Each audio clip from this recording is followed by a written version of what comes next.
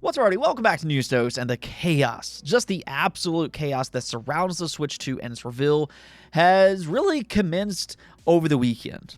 I mean, it's been crazy, and it's really just been nonstop confusion, but I'm making my mission to clarify as much information as I can as we near closer to its release. So hopefully I can shed some light on two of its bigger questions today. Now, we also got news that Xbox has a surprise release for later this month, and this could actually be one of this year's most exciting games. Before we get started, though, I do want to thank my supporters on Patreon and on YouTube memberships. Thank you just so much for what you do, and I truly do appreciate you. Let's just go and get right into things, though, starting off with Bungie's next game being Marathon. I mean, this is a game that they teased years ago, but it's pretty much been radio silent ever since then. However, that's soon going to change come April 12th when they'll reveal its first ever gameplay at 10 a.m. Pacific Daylight Time.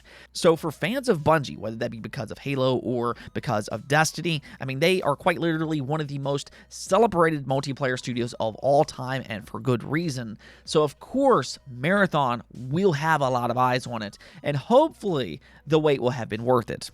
In the meantime, though, just considering Sony acquired them a few years back, I'm going to go ahead and answer this for anybody who's unaware of the situation.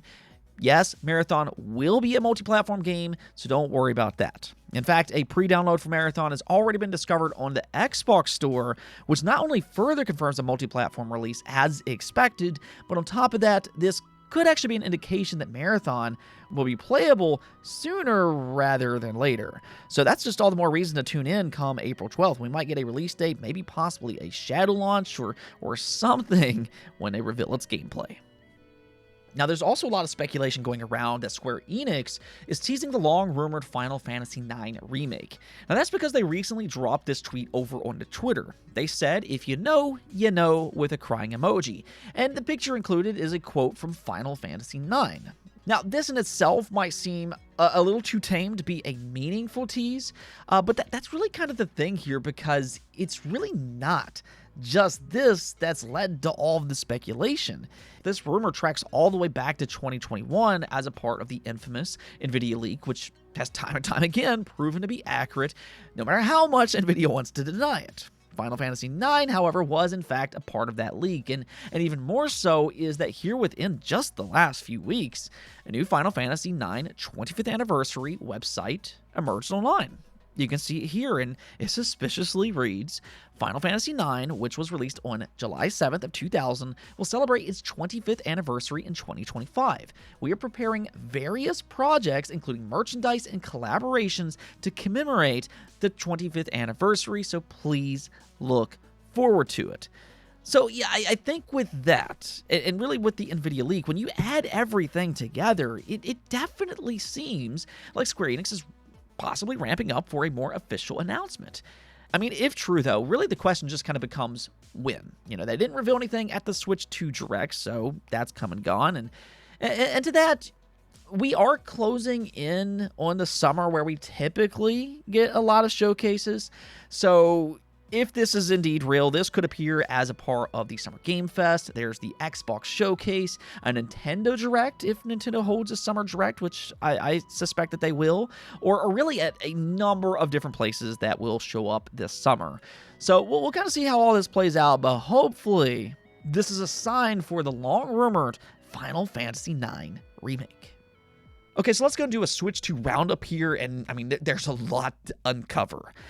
I think right now, though, one of Nintendo's biggest issues is really with themselves. Its reveal almost reminds me of the Xbox One launch debacle, or at least to some extent. Albeit, I don't think it's necessarily going to be as detrimental for their brand. I'm still expecting this thing to just sell an outrageous amount of units throughout 2025. However, much like the Xbox One, there's been a lot of confusion. Well, today we're going to answer a few questions that's been going around, the first of which is for Switch 2 Edition games. To a lot of people's surprise and to a lot of people's dismay, Switch 2 Edition games will be going for a premium price as high as $80. Kirby and the Forgotten Land, as one such example, will be $80 because it includes the base game, which goes for $60, and its upgrade, which includes extra story-related content for an additional $20. Now, you can buy that upgrade separately if you already own the Switch 1 game, no problem. But if you don't, well, then you can simply buy it all together for a total of $80. Now, whether or not you agree with that price, I'll leave that up to you. I personally think it's outrageous for a last generation game. I think they should cut the price, but hey, that's just my opinion. However, there is still one other notable question that comes along with this. Does the physical version of these Switch 2 Edition games include everything on its cartridge? Because if you look at the box art itself, it kind of leaves that up for interpretation. It reads, includes Nintendo Switch game and the Nintendo Switch 2 Edition upgrade pack. Now, some people read that as meaning everything is on the cards, while other people believes that this means the upgrade pack will come as a downloadable code. Well, to make matters even worse, we've gotten drastically different reports these past few days about this situation. First, we got an update from Does It Play over on Twitter, where they said, according to Nintendo's own support, the Switch 2 Enhanced Editions were false advertising during the Direct. After trying to nail them down for an answer, they confirmed to one of our followers it's just Switch 1 cards with a code for the upgrade. No reason to buy these then. Now, this has since blown up online with various outlets reporting this as loosely confirmed information. But admittedly, I think that's questionable to claim this as confirmed. And I say that really for two different reasons. One is that, and I know this from talking to customer support in the past, they often get things twisted before a big release. But even more so is that this information comes from a follower of Does It Play rather than from the Does It Play account holder. So I'd like to see some double checking before just blindly agreeing that this is true. And that's where the story really kind of takes a turn, because Nintendo Prime did exactly that. And this is the response that he got. Dear Nathaniel, thank you for contacting my Nintendo store. Regarding your query, if you purchase a Nintendo Switch 2 edition of a game on physical format, you will receive one cartridge with the upgrade already in it. So this paints a completely different story, and really a much more positive spin for anybody interested in Switch 2 Edition physical copies. I'd say, though, that this once again highlights Nintendo's ineptitude for this launch, because this information really shouldn't have to come from the CR team. Nintendo should be the ones to confirm it themselves. And that takes me back to square one. I feel like until Nintendo comes out with an official announcement, or until somebody actually gets a Switch 2 Edition game in their hands, this won't be completely confirmed until then. So, I don't know. I'd like to see Nintendo speak on this, but right now we are just getting information from the customer representative team.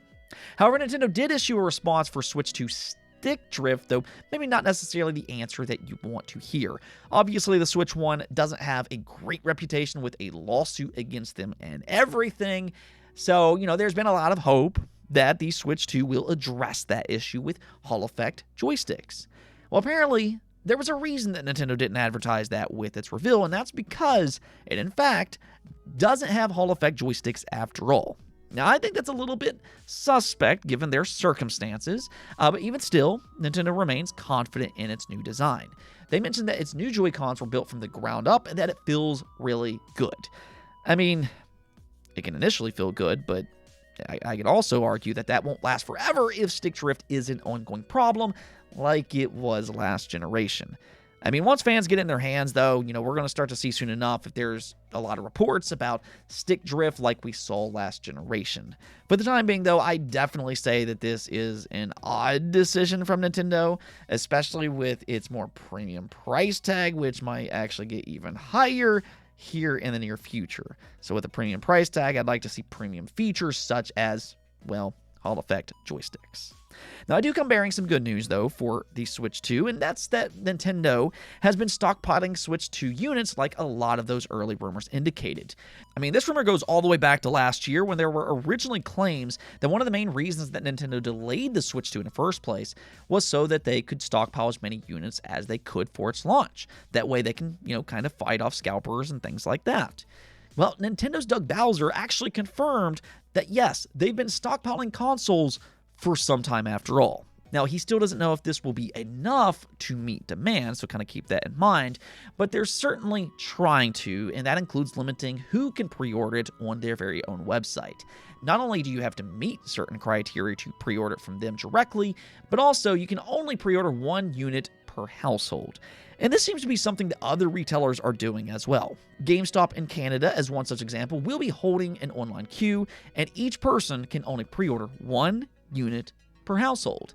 So I'd say, if anything else, these are all good signs for anybody who's hoping is a key word here, but hoping for a smooth pre-order process, or at least as smooth as it can be. I imagine it'll be at least somewhat chaotic no matter what.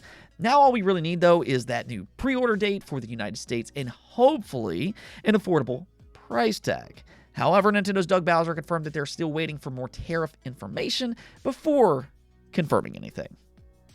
Okay, now one last thing before we go, and this is something that we've been increasingly hearing about. The idea that the Oblivion Remake will not only be announced soon, but also released soon. Last month, there were rumors that it could release as early as April, which, I mean, I've been very skeptical about. I mean, I'll come back to that in just a moment, but now even more insiders are jumping onto this idea. This comes from Insider Gaming, and you can read their report here. It says, update, April 6th, the insider who made the original claim has owned an initial timeline slip, claiming that multiple sources have now corroborated a release window starting the week of April 21st. It has been claimed that the Oblivion Remake will be released after the ESO anniversary event ends. The insider has claimed that they're highly confident about this claim. Then another update on April 7th, Jeff Grubb has addressed the claim that Oblivion will shadow drop in the next couple of weeks. He said Oblivion is very likely going to drop here pretty soon. He said he has been told it will shadow drop this month. So, I mean, these are reputable sources. Of course, we still need a 100% confirmation, but if it turns out to be true, I mean, this isn't exactly how I was expecting an Oblivion reveal. I mean, this is a huge RPG, and I think it's going to have a lot of buyers, especially over on Steam. You know, Bethesda has a massive audience on PC, and Oblivion is still viewed as an all-time great RPG. So I think it's going to definitely draw in a lot of customers. So all I'm trying to say is that I'm a little surprised that they're going to go with a shadow drop for its release, especially during a busy month for Game Pass. But, I mean, I guess they believe that Oblivion is big enough to not really have to advertise, which, I mean, they're probably right about. But either which way, Oblivion and Bethesda are household names, and I'm sure its word of mouth will carry like wildfire, especially if its remake is actually treated with care, as has been rumored. Either which way, though, we won't have to wait all that long to find out for ourselves, because this all seemingly is going to happen here within the next 2 weeks, which is really kind of crazy to think about. I mean, we might legitimately get one of this year's most exciting RPGs with little to no lead up at all. Hey, I'm good with all that, though, because, you know, the sooner that we get to play it, the happier I'll be. And I'm sure a lot of other people feel that way, too. Anyways, though, that's going to be for this episode. But until next time, make sure to subscribe, ring that bell, and peace out.